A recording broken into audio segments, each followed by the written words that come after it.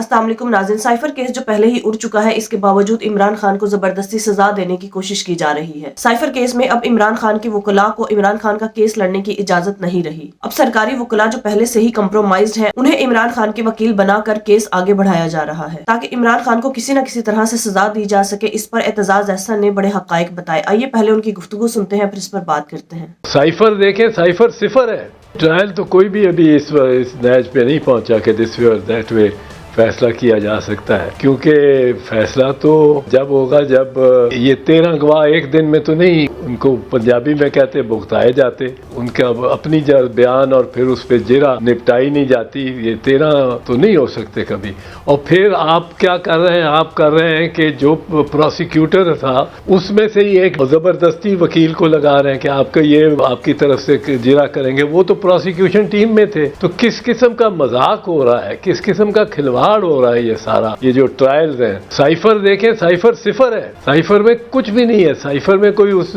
کاغذ پہ نیوکلیر راز لکھا ہوتا، کوئی اپنے میزائل ٹیکنالوجی کا کوئی سینسٹیو انفارمیشن دے دی ہوتی، اس میں کوئی ایسی بات، کوئی Indian Pakistani movements of troops کی بات ہوتی تو چلو تھا۔ اس میں یہ تھا کہ جی ایک جو واقعہ مانتے ہیں، جو سب مانتے ہیں، وہ تو اس واقعے کو نیشنل سیکیورٹی کمیٹی نے 2 مرتبہ 2 مختلف وزرائے اعظم کی سربراہی میں انہوں نے کہا ہے کہ یہ امریکہ نے کیوں یہ ایسے ہمارے مداخلت کرنے کی کوشش کی ہے ڈونلڈ لو کے ذریعے، اور ان کو ہمیں امریکہ سے احتجاج کرو، اور امریکہ سے 2 مرتبہ احتجاج کیا گیا، سخت احتجاج، کہ آپ نے کیوں، یعنی یہ تسلیم کر لیا کہ اس نے کہا ہے یہ ڈونلڈ لو نے ہمارے سفیر کو کہ آپ وزیر اعظم کو ہٹائیں۔ اب وزیر اعظم کو ہم نے ہٹا ہی نہیں دیا، ہم نے اس میں جیل میں ڈال دیا۔ ہم نے کہا جناب ہم تو آپ کے بڑے غلام ہیں، آپ کے تو ہم بالکل ہی،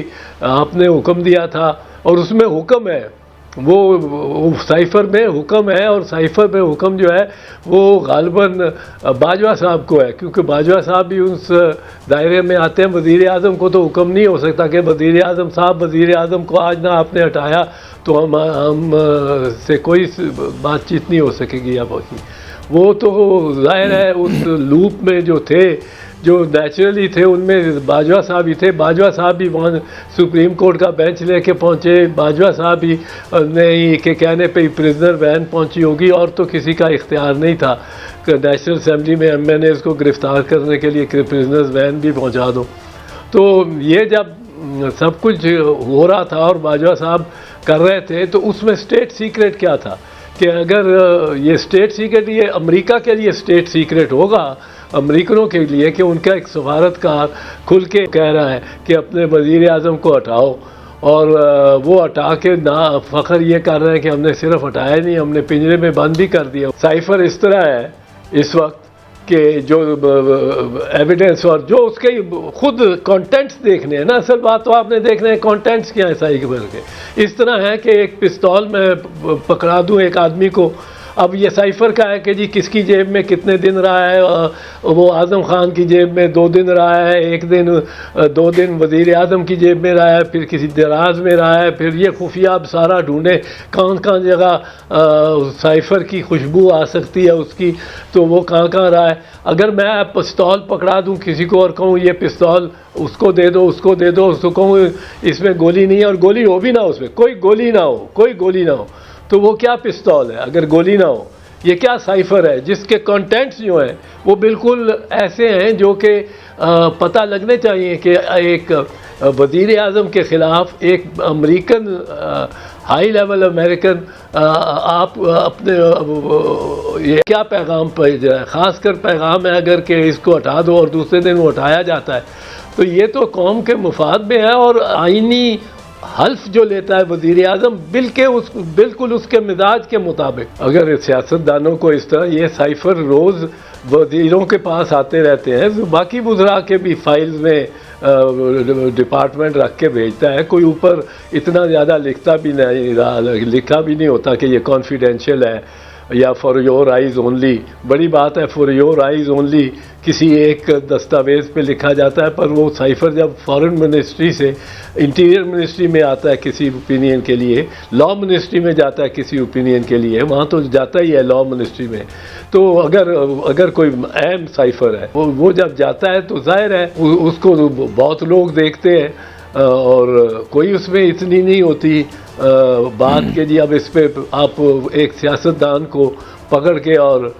کر دو. آگے سپریم کورٹ نے جو فیصلہ دیا ہے سیاسی جماعتوں کے خلاف یہ سمبل کا، اس پہ سب سیاسی جماعتیں وقتاً فوقتاً پچھتائیں گی. میں آپ کو بتا رہا ہوں جو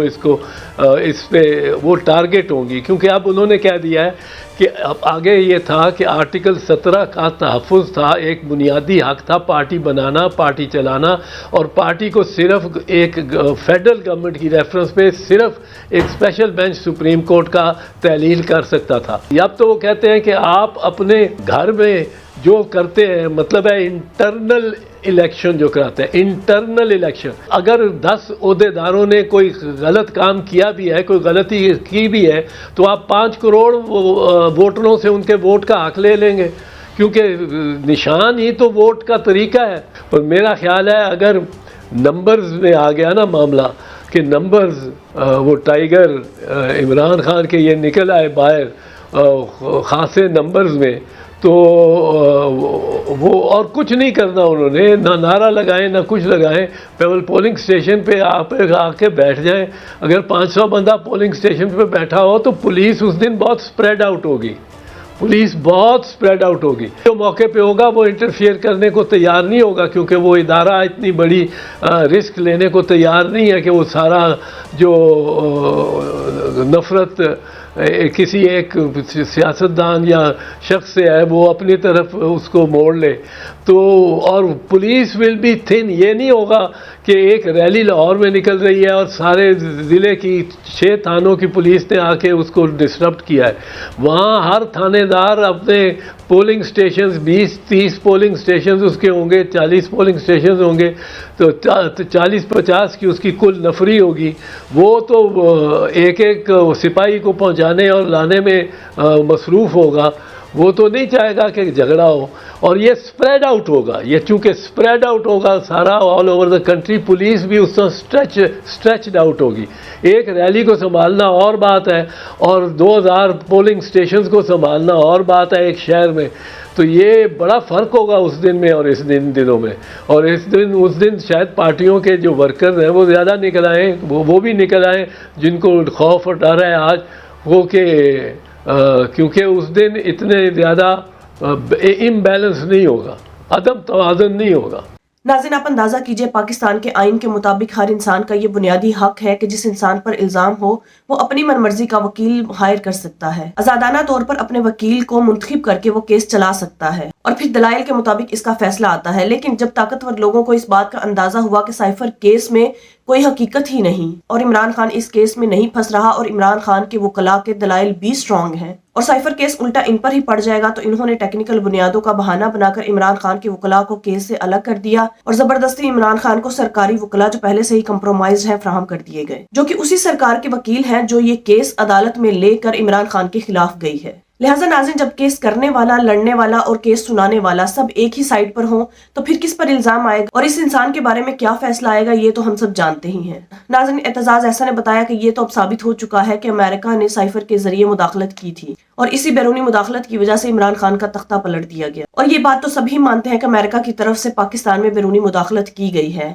اور عمران خان نے سائفر عوام کو دکھا کر بالکل ٹھیک کیا، کیونکہ عوام کو بھی پتا چلنا چاہیے کہ امریکہ کس طرح سے پاکستان کے مجرم نواز شریف، شہباز شریف اور زرداری جیسے لوگوں کے ساتھ ڈیلز کرتا ہے اور وہ کمپرومائزڈ ہو جاتے ہیں. ناظرین اعتزاز احسن کے مطابق عمران خان کا سائفر کو ڈی کلاسیفائی کرنا بالکل ٹھیک تھا. اب سائفر کیس میں ٹیکنیکل بنیادوں پر بھی انہیں کوئی ایسی وجہ نظر نہیں آ رہی جس پر یہ عمران خان کو سزا سنا سکیں، اسی لیے وکلاء کو بدل کر فیصلہ سنایا جائے گا اور یہی کہا جائے گا کہ وکلاء عمران خان کی بے گناہی ثابت نہیں کر پائے. اب یہ کہا جا رہا ہے کہ عمران خان کو 8 فروری سے پہلے سزا سنائی جائے گی تاکہ عوام کو اس بات کا ادراک ہو سکے کہ جو ہماری بات نہیں مانتا ہم اسے عبرت کا نشان بنا دیتے ہیں، اور جو بھی حقیقی آزادی کے لیے آواز اٹھاتا ہے، جو لیڈر بھی پاکستان کے حق میں یا پاکستان کے عوام کے حق میں آواز اٹھائے گا یا طاقتور لوگوں کے سامنے آواز اٹھائے گا، اس کا یہی حال ہوگا، اور عوام کو یہ باور کرایا جائے گا کہ عمران خان کا کوئی بھی فیوچر نہیں، لہٰذا عمران خان کو کوئی بھی ووٹ نہ دے۔ لیکن اب ان کی یہ غلط فہمی ہے کہ عوام عمران خان کے علاوہ کسی اور کو ووٹ دے گی۔ ناظرین، آپ کی اس بارے میں کیا رائے ہے؟ کامنٹ میں ضرور بتائیے گا۔ اگلی ویڈیو میں ملتے ہیں، تب تک کے لیے اللہ حافظ۔